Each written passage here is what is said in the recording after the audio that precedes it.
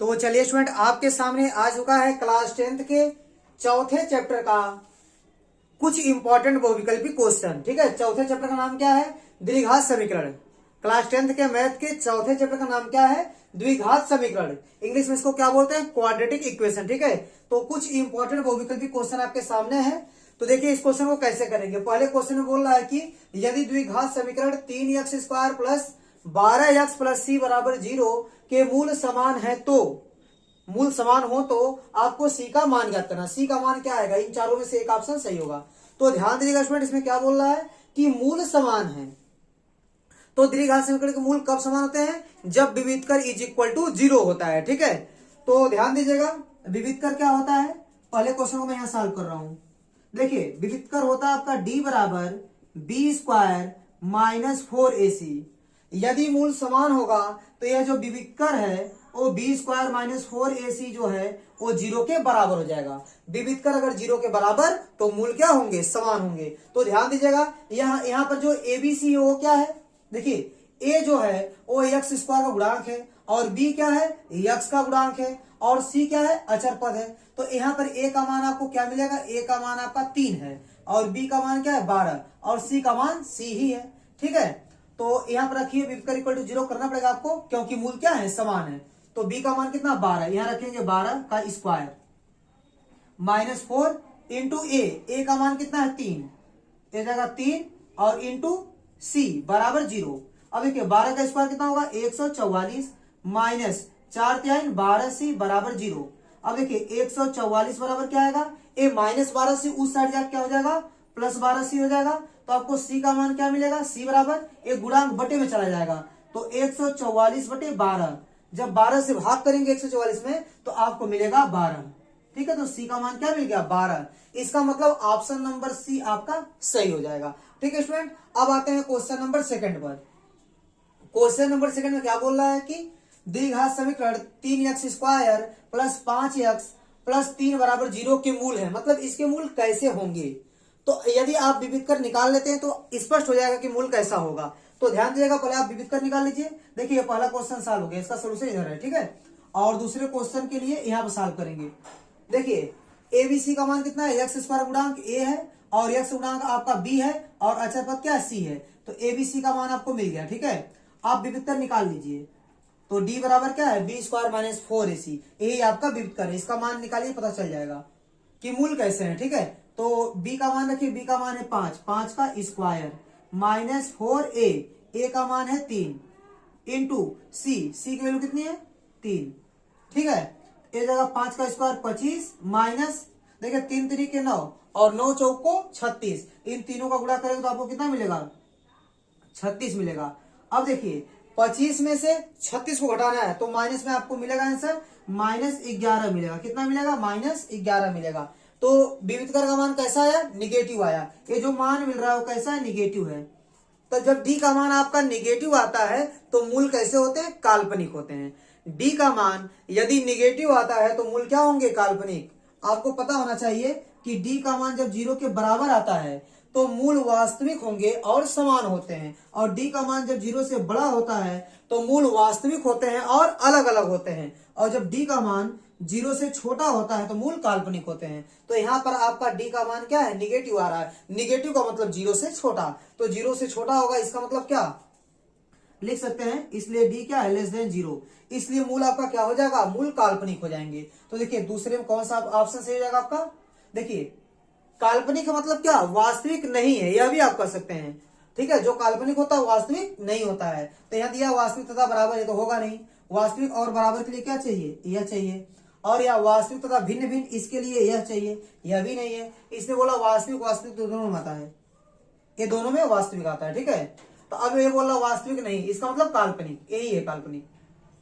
ठीक है, तो काल्पनिक ऑप्शन नहीं है तो कौन सा मारेंगे? वास्तविक नहीं है। ठीक है, तो मूल कैसे है? वास्तविक नहीं है। तो सी वाला ऑप्शन आपका सही हो जाएगा। तो चलिए स्टूडेंट अब आते हैं क्वेश्चन नंबर 3 पर। इसमें क्या बोल रहा है? समीकरण 8 माइनस kx और माइनस 2x² बराबर 0 के दो मूल परिमाण में समान तथा चिन्ह में क्या है? विपरीत है। तो आपको k का मान निकालना है। ठीक है, तो स्टूडेंट इसको आप नोट कर सकते हैं। मैं इसको मिटाता हूं, इसके बाद क्वेश्चन नंबर तीसरा लगाऊंगा। फ्रेंड अब क्वेश्चन नंबर तीसरे को सॉल्व करते हैं। तो जो एक्स स्क्वायर का गुणांक होता है उसको ए बोलते हैं, और जो एक्स का गुणांक होता है उसको बी बोलते हैं, और जो अचर पद होता है उसको सी बोलते हैं। ठीक है, यहाँ एक्स स्क्वायर लास्ट में लिखा गया है और यहाँ पर पहले लिखा गया था। तो कहीं भी लिखा रहे आप एक्स स्क्वायर के गुणांक को ए कहेंगे और एक्स गुणांक को बी बोलेंगे और अचर पद को क्या बोलेंगे, सी बोलेंगे। अब क्वेश्चन में देखिए क्या बोल रहा है, दो मूल इसके होंगे क्योंकि द्विघात समीकरण है, लेकिन वो मूल कैसे हैं, परिमाण में तो समान है परंतु चिन्ह में क्या है, विपरीत है। तो आपको क्या मानना पड़ेगा, देखिए माना मूल आपको क्या मानना पड़ेगा, एक मान लीजिए अल्फा, दूसरा मान लीजिए माइनस अल्फा, क्योंकि देखिए दोनों का परिणाम समान है, दोनों अल्फा है, बस चिन्ह का अंतर है, ए माइनस में ए प्लस में है। ठीक है, तो देखिए एक फार्मूला होता है मूलों का योग बराबर माइनस बी बाई ए। मूलों का योग बराबर क्या होता है, minus b by a. Minus b मतलब एक्स का गुणांक और बटे ए मतलब एक्स स्क्वायर गुणांक। तो मूलों का योग बराबर माइनस एक्स का गुणांक बटे एक्स स्क्वायर गुणांक, यह भी होता है। ठीक है, या उसी को लिखिए मूलों का योग बराबर माइनस बी बाई ए। तो मूलों का योग कीजिए, देखिए एक मूल अल्फा है प्लस और दूसरा मूल क्या है, माइनस अल्फा है, बराबर माइनस बी का मान रखिए। तो देखिए यहाँ पर बी का मान कितना है, बी का मान आपका माइनस के है, कितना है, माइनस के बटे ए मतलब एक्स स्क्वायर गुणांक कितना है, -2, ए है आपका -2। अब देखिए plus alpha minus alpha cut जाएगा, तो कट के क्या आएगा, 0 आएगा, इधर 0 हो जाएगा, बराबर क्या आएगा, देखिए ए माइनस से माइनस आप कैंसिल कर दीजिए। ठीक है, तो यहाँ आपको क्या मिलेगा, माइनस के को इधर भेज दीजिए, माइनस के, तो इधर आके प्लस के बराबर क्या हो जाएगा, 0। तो के का मान क्या मिल गया आपको, 0 मिल गया। तो ऑप्शन नंबर बी आपका सही हो जाएगा। अब आते हैं क्वेश्चन नंबर 4 पर। क्वेश्चन नंबर 4 में क्या बोल रहा है, यदि समीकरण 6x square minus b x plus 2 बराबर 0 का विविधकर कितना है, 1 है, तो आपको b का मान निकालना है। तो ध्यान दीजिएगा, चौथा क्वेश्चन हम लोग यहां पर सॉल्व करते हैं। ठीक है, देखिए क्या दिया गया है, इस समीकरण का जो विविधकर है वह 1 के बराबर है। तो विविधकर मतलब डी किसके बराबर है, 1 के बराबर है। विविधकर मतलब क्या होता है, बी स्क्वायर माइनस 4ac बराबर 1। विविधकर 1 दिया है तो डी बराबर मैंने 1 रख दिया, और डी का मान क्या होता है, बी स्क्वायर माइनस 4ac। तो बी का मान कितना, देखिए यहाँ पर एक्स गुणांक क्या है, बी, तो यहाँ कितना है, -b, तो b का मान कितना है, -b का स्क्वायर माइनस 4a मतलब एक्स स्क्वायर गुणांक 6 और इंटू सी मतलब अचर पद 2 बराबर कितना हो गया, बराबर हो गया आपका 1। अब देखिए माइनस का स्क्वायर प्लस बी का स्क्वायर, बी स्क्वायर हो जाएगा।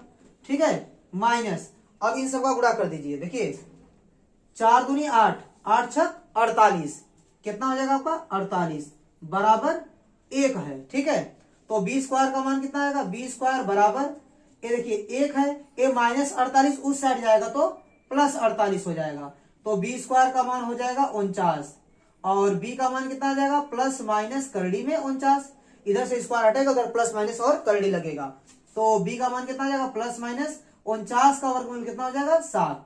49 7 गुणे 7, ठीक है, 7 7 49, तो 7 बाहर आ जाएगा, तो बी का मान आपको क्या मिल गया, प्लस माइनस 7। तो बी का मान आपका प्लस माइनस 7 है। ऑप्शन नंबर सी आपका क्या है, सही है। अब एक क्वेश्चन और है, देखिए पांचवा क्वेश्चन क्या दिया गया है, समीकरण x square minus 4x plus a बराबर 0 के कोई वास्तविक मूल नहीं है तो क्या होगा, ए 4 से छोटा होगा या ए लेस आर इक्वल 4 होगा या ए लेस देन 2 होगा या ए ग्रेटर देन 4 होगा, इन चारों में से कौन सा सही होगा। आप ध्यान दीजिएगा, चलिए इस क्वेश्चन को लगाते हैं, इसको मिटा रहा हूं।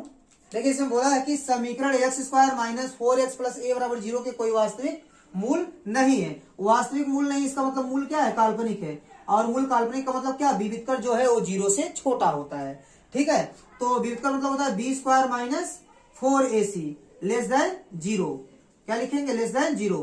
तो बी का मान कितना, देखिए ए का मान कितना होगा, एक्स स्क्वायर गुणांक जो होता है उसको ए बोलते हैं, ए का मान 1 हो गया और बी का मान कितना है, 4 है, और सी का मान क्या है, ए है। देखिए बी का मान कितना दिया गया, -4, तो -4 का स्क्वायर -4 इंटू ए का मान कितना है 1 इंटू सी का मान कितना है ए, और लेस देन 0, और -4 का स्क्वायर कितना हो जाएगा, 16 प्लस 16 होगा, और -4a लेस देन 0। अब देखिए 16 लेस देन कितना हो जाएगा, 4a। ठीक है, अब देखिए या इसको आप ऐसे लिख सकते हैं, 4a क्या है आपका, देखिए यहाँ बड़ा दिखा रहा है ना, 4a आपका बड़ा है 16 से, तो a का मान कितना आएगा, a ग्रेटर देन, आप 4 से दोनों पक्षों में भाग कर दीजिए, ठीक है। ये धनात्मक संख्या, इसलिए भाग करने में कोई प्रॉब्लम नहीं होगी। अगर यही ऋणात्मक संख्या होती तो लोग भाग करते तो इनइक्वलिटी घूम जाती, ठीक है। तो यहाँ कितना आएगा, a ग्रेटर देन 4 चौको 16, ठीक है। यहाँ +4 है तो कोई दिक्कत नहीं, अगर -4 से आप भाग देते हैं तो जो बड़ा है वो छोटा हो जाता है और जो छोटा हो बड़ा हो जाता है, तो यहाँ कोई प्रॉब्लम नहीं होगी, आप 4 से भाग कर दीजिए। तो a का मान क्या आ रहा है आपका, 4 से बड़ा, तो ऑप्शन नंबर डी आपका क्या हो जाएगा, सही हो जाएगा, ठीक है। तो स्टूडेंट उम्मीद करता हूं कि ये पांचों बहुविकल्पी क्वेश्चन आपको अच्छे से समझ में आए।